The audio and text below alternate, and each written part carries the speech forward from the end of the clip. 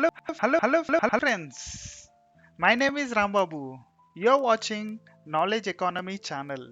As I keep saying friends, to take the best decisions, you need the best information. I'll provide you the best information friends. Please share and like my videos and subscribe my channel. So friends, today we are going to discuss about the interesting topic friends, and you might be shocked by knowing this information.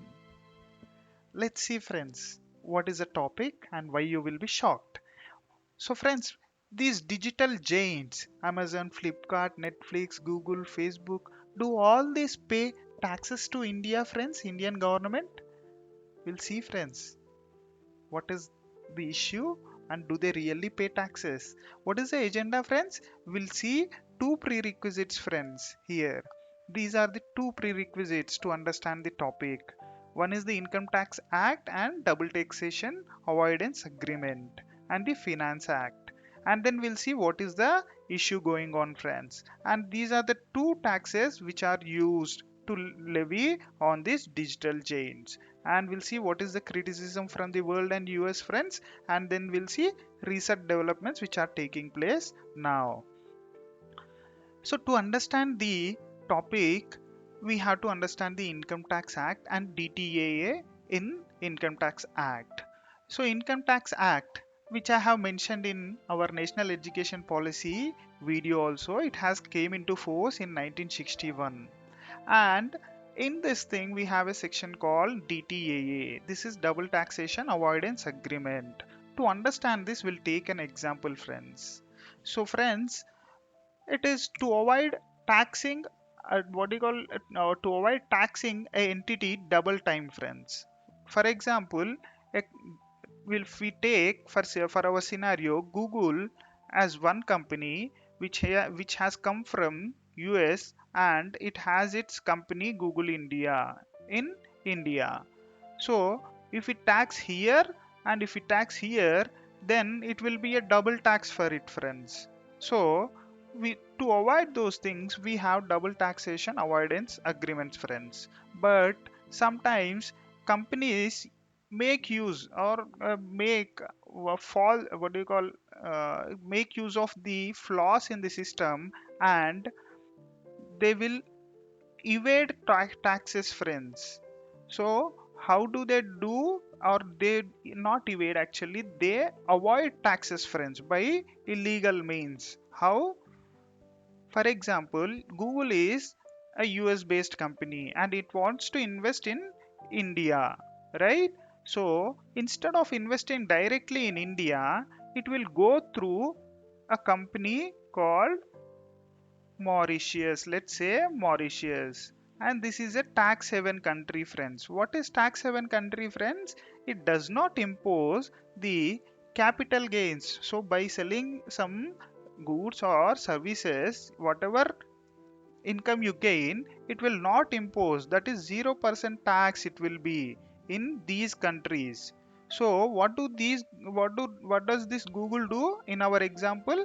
It will register its company here, actually as a legal entity, instead of from here US to India, it will register here. So then it will establish a subsidiary company in India. What happens, friends, now?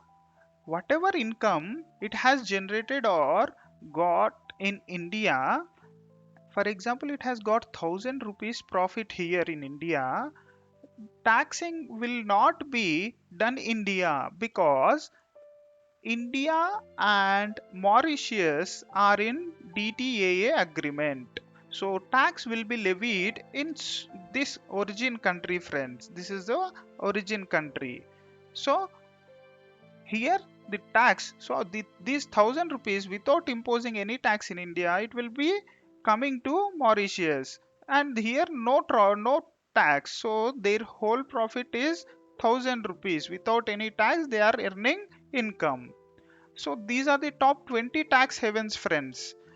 Just take a look at it. Singapore, Mauritius, British Virgin Islands, Bermuda, all these are top 20 among the top 20 tax havens for Fortune 500 companies. So this is how DTAA works, friends. So, and in this DTAA, we have a prerequisite. So to tax any entity in India, we that entity needs to have a permanent establishment in the country. So if they do not have permanent establishment in the country, we, according to Indian taxation laws, Indian government cannot impose taxes. So what is the issue, friends? This is the issue. Prerequisite to apply any income tax, permanent establishment is required. But these companies have the organization structure in such a way that they do not have a permanent establishment in India. So they are taking advantage of loopholes in the system and avoiding the taxes. Now, there are no level tax to levy these digital services in India. So that's why we have came up with the approach called equalization levy. That's fine. So how we impose this equalization levy, right? So using this finance bill. Friends, as I said, Income Tax Act is already there, but every year there will be some changes happening in the society, right? So according to that, these taxation laws will be modified. So to introduce these laws, to introduce or to make these laws, we need a bill called finance bill, and this bill will be introduced with the prior consent of the president in the parliament, right? That is in Lok Sabha, and then it will be sent to Rajya Sabha, and this bill becomes Finance Act. So government has used Finance Act because we cannot tax according to the Income Tax Act. So it has used Finance Act and levied the equalization levy tax actually. So what is the equalization levy, friends? Or Google tax it is called. So payments made to non-resident Indians or in non-resident companies. For example, DMart is our Indian company. So if it has advertised in Google or Facebook, it has to pay some amount. So whatever amount, for example, it has paid 1,000 rupees, right? So 6% taxation tax will be levied on 1,000 rupees. That is 60 rupees will be collected, and this is only on advertisements, friends. That too, tax paid by residents to the non-residents of India. Okay, this is the equalization levy. So what is digital service tax, friends? So equalization levy is only dealing with what? Advertisements. It is not dealing with any other business actually, right? Amazon, Apple, Facebook, all these things are doing other businesses also. So to tax on the other sources of income, we have come up with digital service tax, friends. So difficult to tax on profit because these are MNCs. These operate in many countries. It is very difficult to trace what is the profit generated from a individual country.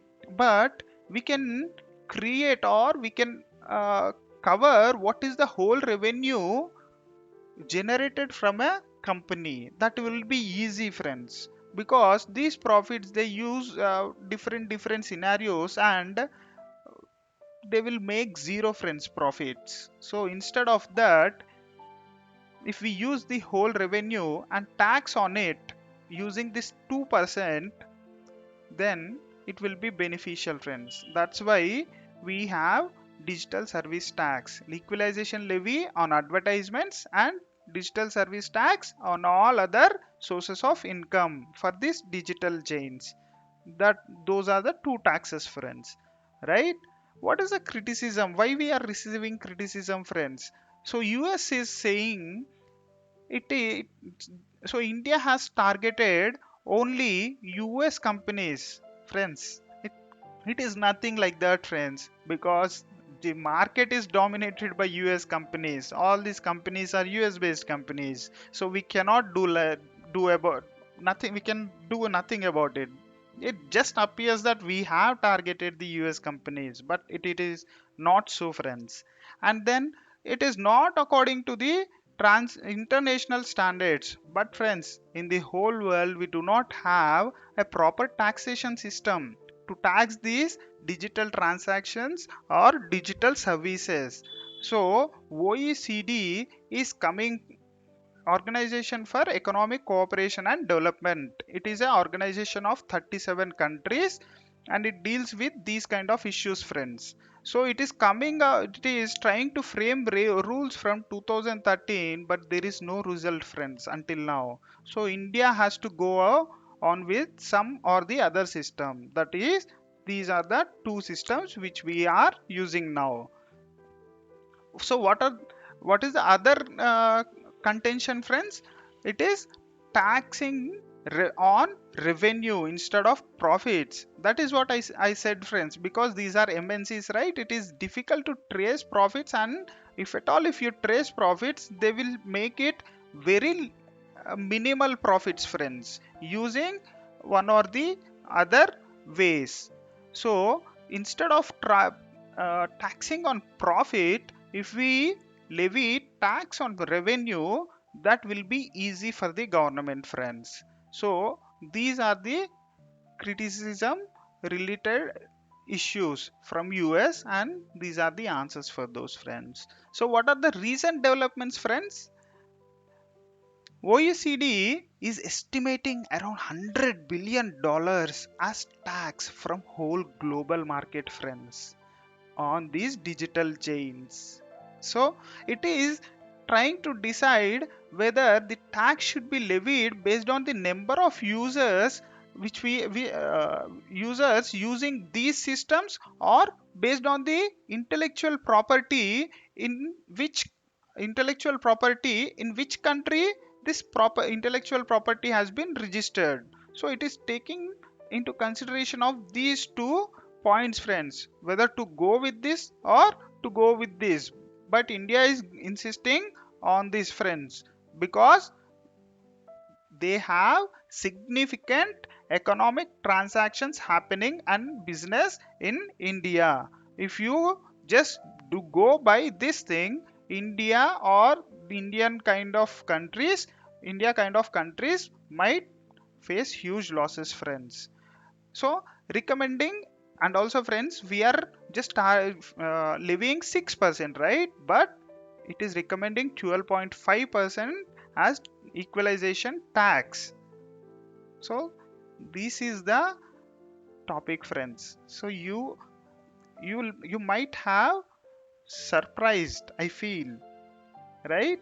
So these big giants, which are part and parcel of our everyday life, are not paying taxes, and they are making use of loopholes in the system and avoiding the tax. So this is the good step by the government, and it has to be, and also the OECD has to give the good guidelines so that the whole world can tax these digital giants in a proper way. That is a conclusion, friends. Thank you. Thank you very much.